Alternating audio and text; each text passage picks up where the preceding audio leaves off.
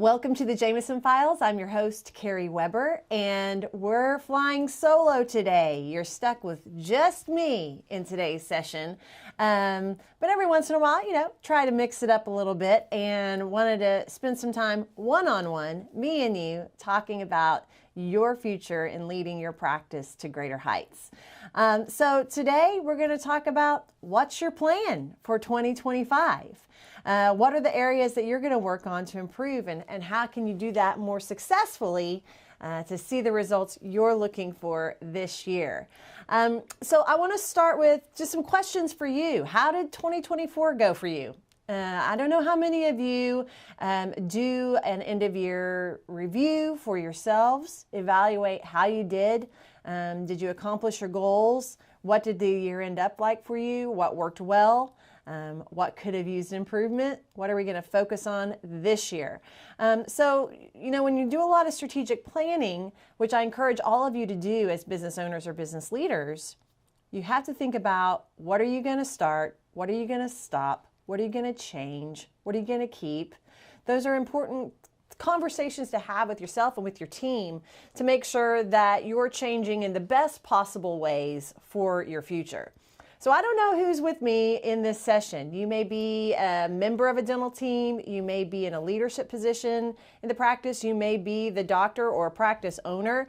So I'm going to try and keep this pretty universal in who I'm talking to, but we are going to be dipping our toes in strategic planning, decision making, and leadership. So we're going to be talking a little bit about the operations of your practices, and I'm going to do this in a very finite amount of time. So let's just give you that opportunity to get focused. I choose a word of the year for the year every year, and my word for myself this year is focus. How can I focus on the things that matter most, or focus on areas that can get us the best improvement, the best results moving forward? I don't remember who said this to me once upon a time, but it's always stuck with me, and I share it with others. No change means no change. So if you want to see something different this year, we're going to have to take a step back from our businesses or our practices and identify areas of opportunity or how we can sustain healthily in the year to come. Let's start with, as you're thinking about your strategy for the year, let's start with the state of the industry.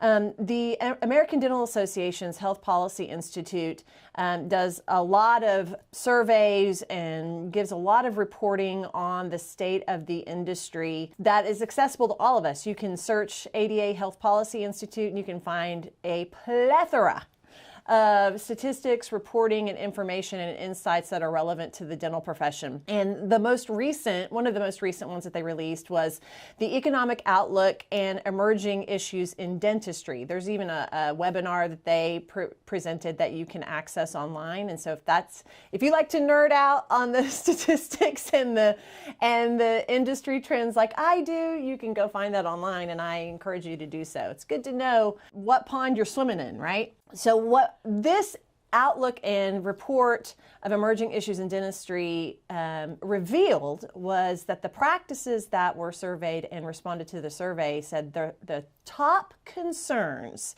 in the profession for them are these. And here are the top 3 concerns for 2025. Staffing was 62% top concern. I'm sure that's no surprise to anybody, because that's been one of the top issues for the last couple of years and continues to be on the forefront of a lot of the struggles that practices are dealing with right now, is finding the team that you need to fill those voids in your team, in your practices. Number 2, dealing with insurance. That's 58% of the top issues for the year. Again, that's no surprise because as insurance gets a stronger foothold in our profession and the rules of the game continue to change, and it's becoming more and more difficult to manage the insurance aspect of your practice. So it's a huge piece of the puzzle for many practices. So that's number 2. Number 3, rising overhead costs. That's 45% of the respondents that shared that is the issue. I would lean that into rising overhead costs, and also the probably the biggest pain point is your profitability shrinking. So the interesting thing is, of the top three issues, they're all somewhat married together. One of the issues of rising overhead costs is the increase in salaries, which fits in beautifully with the staffing issues that everybody's having. And then, of course, the issues in terms of finding profitability in relationships with insurance continues to be an issue. So they're all somewhat interconnected. Those are the top three issues that respondents to the ADA Health Policy Institute's survey said coming down the line for 2025. So what I want to do is I want to take those top three issues, use a bit of the off-the-cuff thoughts and suggestions for how do you tackle this for you this year, if any of those are the issues for you. So let's start with team. I know they call it staffing, but I prefer to say building your team. And what we need to think about is there's a lot of you in areas in the country that are continuing to struggle with this. The supply and demand, a little economics terminology for you, the supply is lower than the demand. So there are fewer hygienists, fewer assistants, fewer qualified candidates coming out into the workforce for us than there are the demand for them. You see this a lot in the hygienist role, but we're also seeing that in other positions as well. I want to tell you, friend to friend, over our little cup of coffee we're having right now, a little heart to heart, if you are sounding like a broken record saying, well, we just can't find anybody around here. We just can't find anybody around here. There's just nobody around here. So we're just going to sit in our bowl of suffering and keep suffering. Well, you're right. If you're in the Pacific Northwest, it is hard to find people. But does that mean that you get to sit and quit? No, there's no sitting and quitting in dentistry. We continue on, we persist. And what we have to do is start looking at, okay, the ad I've been putting out hasn't been working. So maybe we need to revisit our ad. Let me tell you guys something. Have you gone and looked on Indeed lately?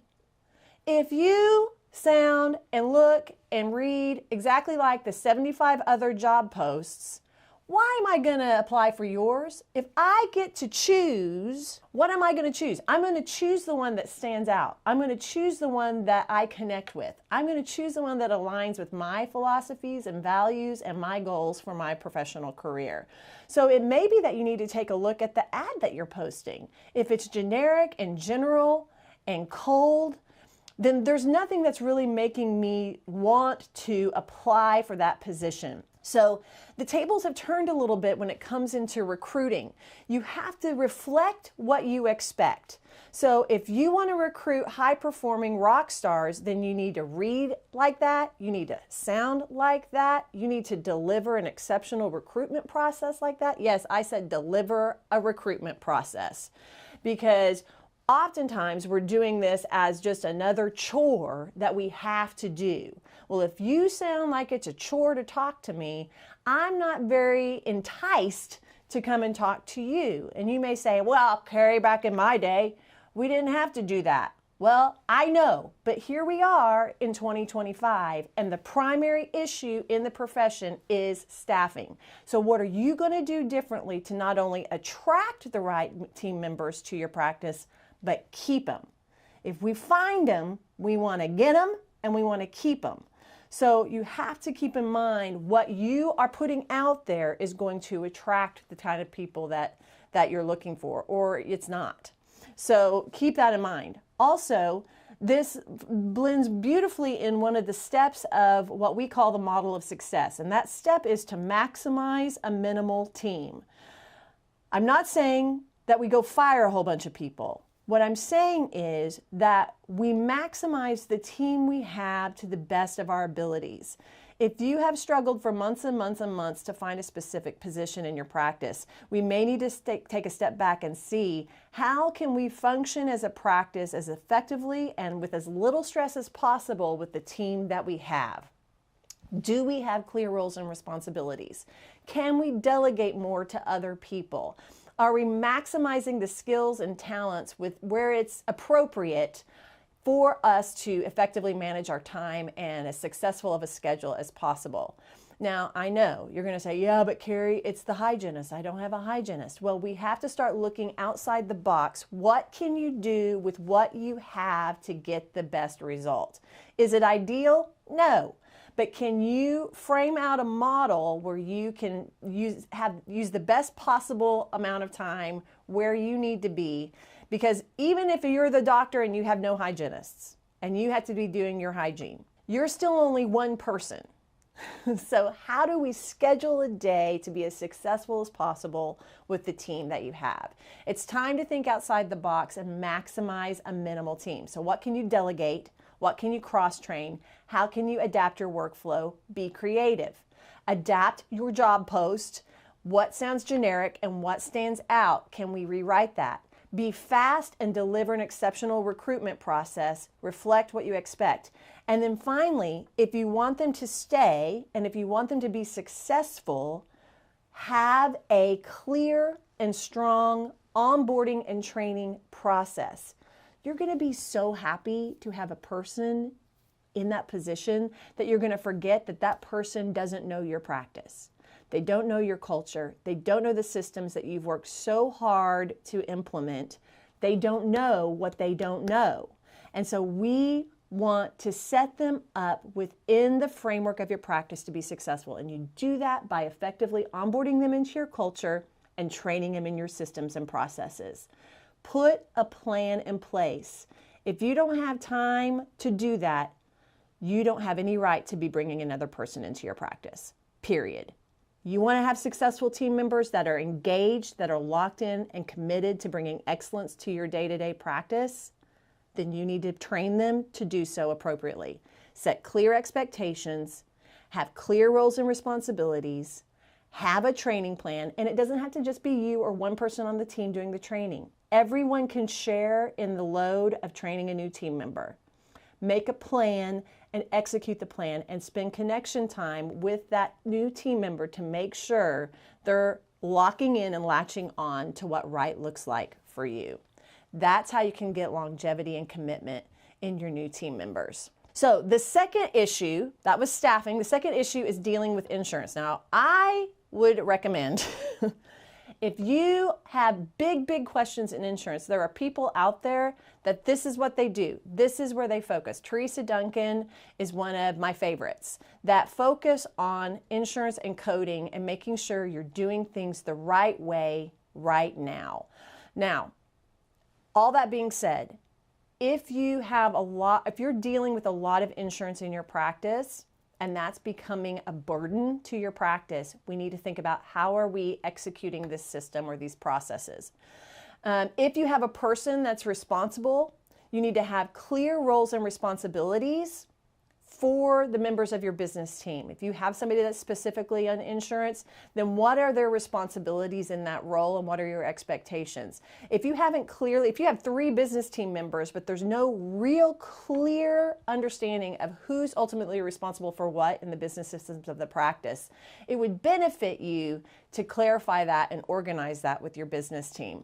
A lot of times what happens when things start to fall through the cracks it's because we don't have clear expectations of who's responsible for what. So then it becomes a game of, well, I thought she was going to do it. Well, I thought she was going to do it. Well, then nobody does it. So we want to make sure we have clear processes in place, clear role responsibilities, and that you have clear insurance management processes. Something we've always said at Jameson is we want you to be insurance aware, not insurance driven. So if you find that insurance is starting to dictate your dentistry or your treatment planning or recommendations and so on, then you may be in danger of being insurance driven. And if profitability is an issue for you, an insurance driven practice with no clear processes, roles, or responsibilities finds it very difficult to turn a profit. Do you have the team capacity to fully focus on a role for insurance management, or do you need to outsource some of your revenue cycle management? And what pieces would be needed to outsource? So there are a lot of companies that do different elements or softwares that do different elements of that insurance process. Until you know what you need and you've thought through what right would look like for you in a partnership with an outsourcing company, don't jump into the deep end. Find out what you want and then do your due diligence and research to vet companies or people or resources that might be the solution for what you need to alleviate some of that laborious burden you may be feeling in your practice. If you have 1 or 2 team members, it may benefit you to outsource some of that insurance management piece, because you have to understand it's going to be an investment. But it again falls back to the conversation about building out your team that you have and building out effective insurance management, that you have clear roles and responsibilities in the business team, and that all of your needs in business are being fulfilled. If you have somebody that's responsible for all of it, one person, that becomes very challenging for them to juggle all those pieces. So there's a lot of clarification that you need to make for yourself and decision making on if outsourcing is the right answer for you. And then also, have you evaluated your relationship with your insurance plans? And what do I mean by that? Have you run the reports to know how many patients you have in the different plans? What's the treatment that's being presented? What's the treatment that's been accepted and completed? And how much are you writing off on all of that all those different types of treatment? Is this a valuable entity for your practice, or is it simply something that's making you run faster on the hamster wheel?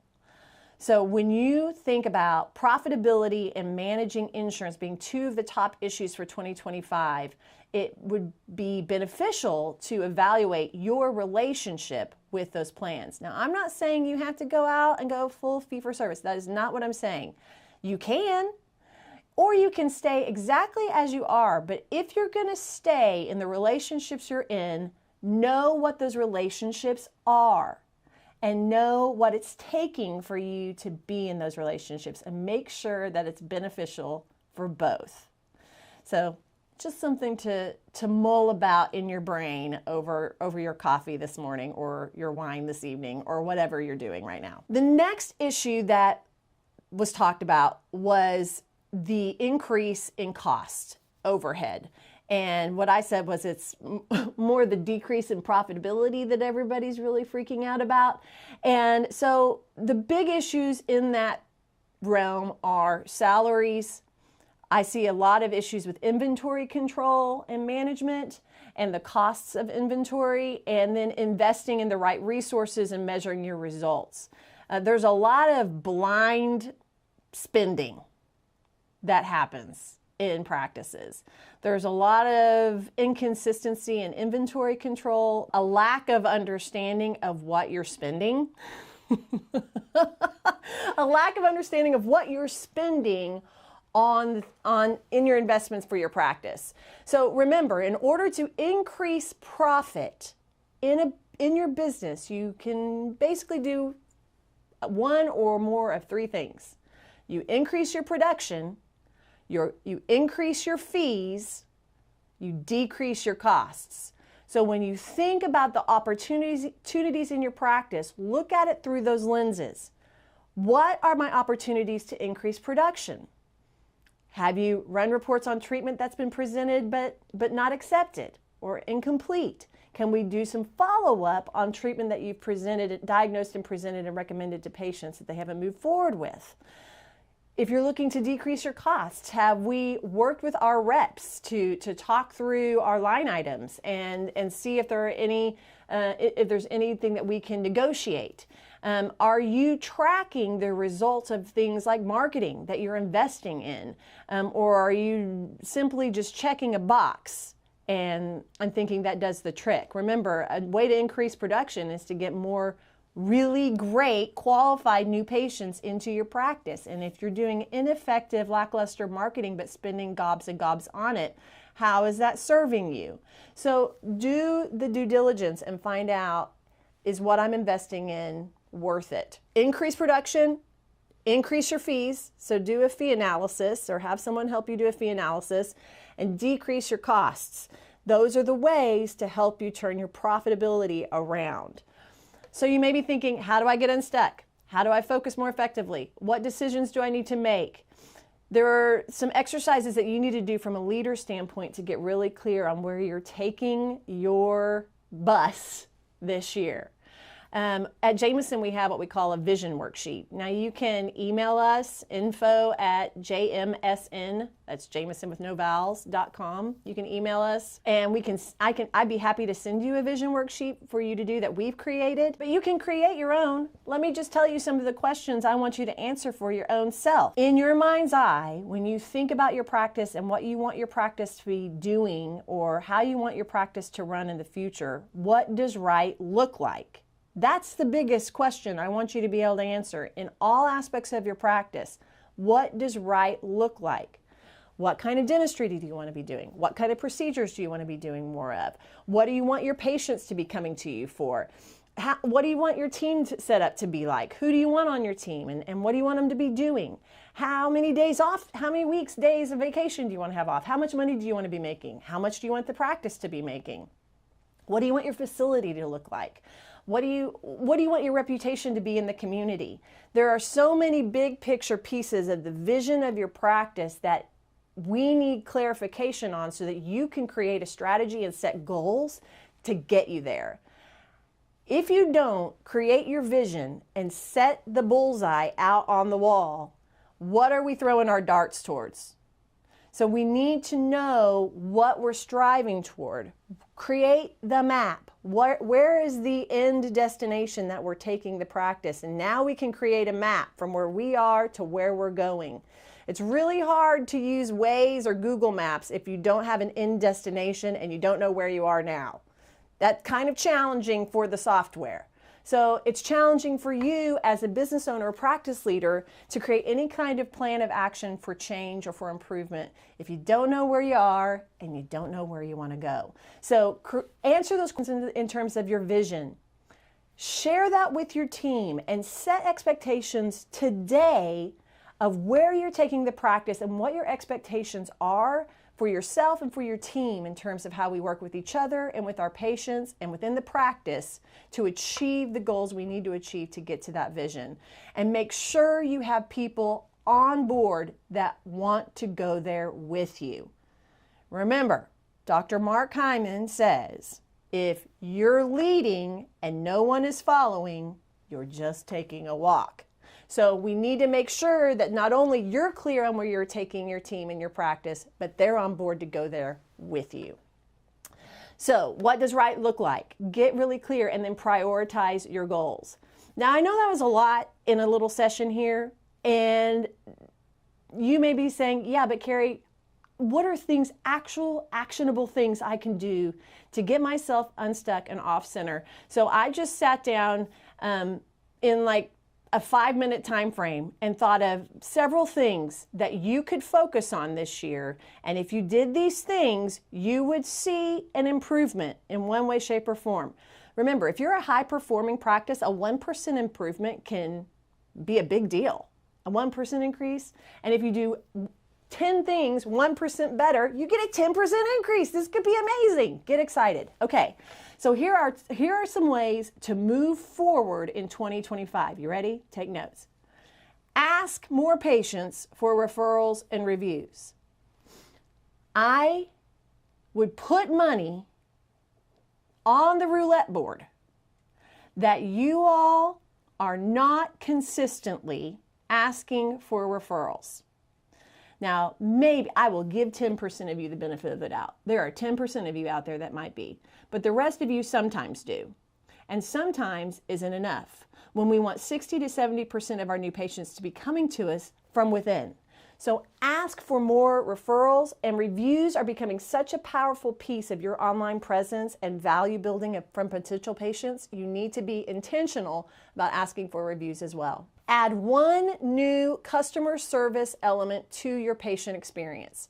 So walk through as a team your entire patient experience from when they come in the front door all the way through what their experience would look like to where they check out and leave. And think of something together as a team. Brainstorm what are pieces of the puzzle that we could add to elevate the patient experience and give them something to look forward to, something that they'd enjoy, and perhaps something that they would talk about. If you're a specialist, I really want to encourage you to do this. I recently worked with an ortho practice that we talked through this of how they can elevate the buzzworthiness of their patient experience. And so I want you to do the same for you, no matter what focus of dentistry you're in. In the end, it's not about you, it's about them and what the patient is experiencing. Very few people talk about the actual treatment that they were provided in the reviews, and they talk about how they felt and how they were cared for in their experience with you. So keep that in mind. Use photography and scans more. The end. Use it more. Hygienists, take the photos, take the scans. It's important. We as human beings, the majority of us are visual learners. You have these tools, use them. So make a plan this year of how you're going to utilize your intraoral cameras or your scanners more frequently in patient appointments. Evaluate your new patient flow in your marketing efforts. Are you getting the results that you need and want from what you're investing in marketing? And if you're not investing in marketing at all, why not? And if any of you have a plan, which I know that approximately, based upon the ADA Health Policy Institute, approximately 40% of those surveyed are definitely going out of one plan at least, or are considering it. You're going to have to balance the scale of how you're getting your new patients once you leave these relationships with insurance plans. So what's your plan of how you're going to get new patients? Evaluate your marketing. Update your facility. Some of you think that you are a Cadillac, but you're a 1975 Cadillac. So we need to update our facility to reflect what you want the sense of value is from your patients. If you're cluttered, if you have stickers everywhere, if you have torn furniture, stains on the carpet, old chipped wall paint, whatever it is, look at your facility from the lens of the patient and ask yourself, am I building value with every piece of perception that they experience, or am I diminishing value? Update your facility. Evaluate your insurance relationships. I talked about that already. Plan out more intentionally your team meetings for the next 3 months. If you don't have team meetings, have team meetings for the next 3 months. What will you cover? What will you train on? What will be communicated? What goals will be set and tracked? Nobody wants to have a meeting just for the sake of saying we had a meeting. We want to have meetings that matter.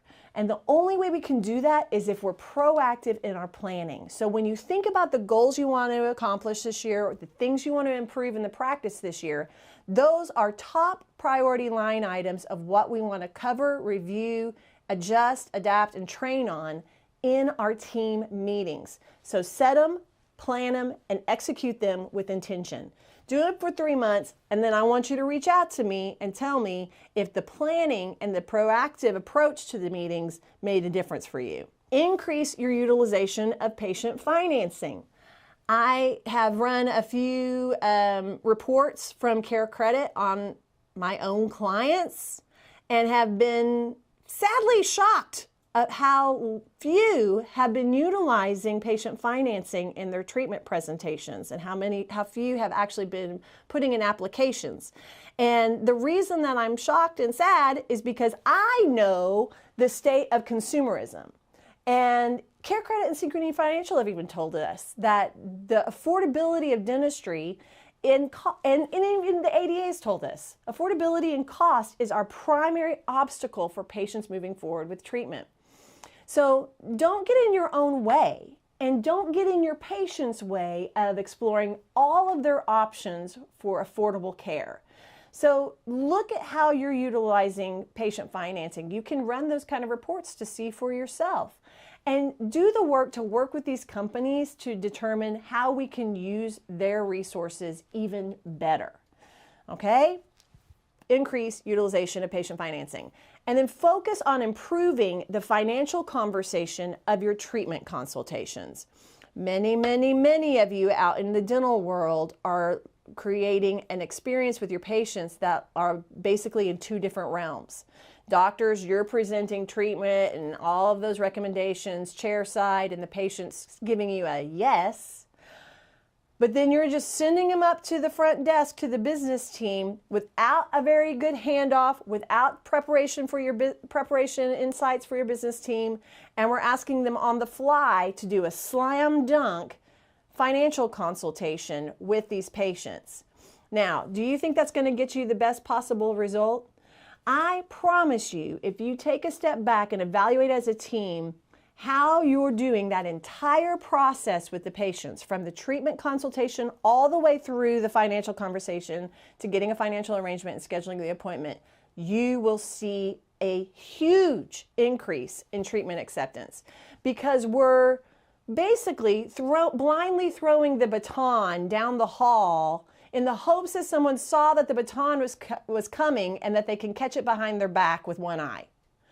And what we need to do is work as a team, as a true Olympian relay team, on how we're going to deliver exceptional service and hand this patient off in all of those conversations as intentionally as possible.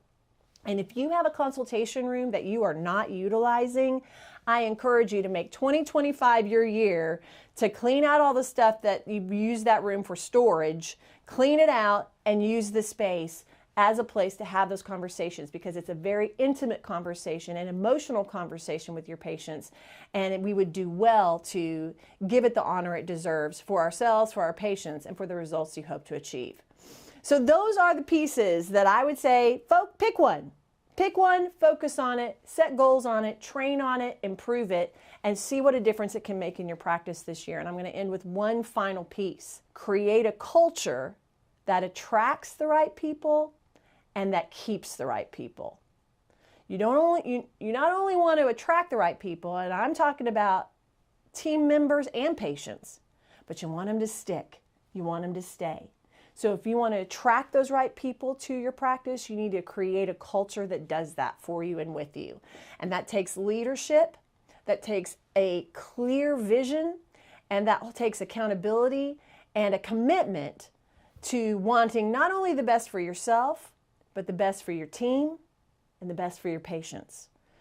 So if nothing else, work on the culture, and the culture will positively impact the rest of the practice. I can promise you that. So here's to a great 2025. Email me, info@jmsn.com, if you want the vision worksheet, or if you want to talk about your practice and how we can help be a resource for you. Let's have the conversation. Now's the time. Now is good, and I look forward to the conversation. In the meantime, thanks for being a part of the Jamison Files community. Be well, and we'll see you next time.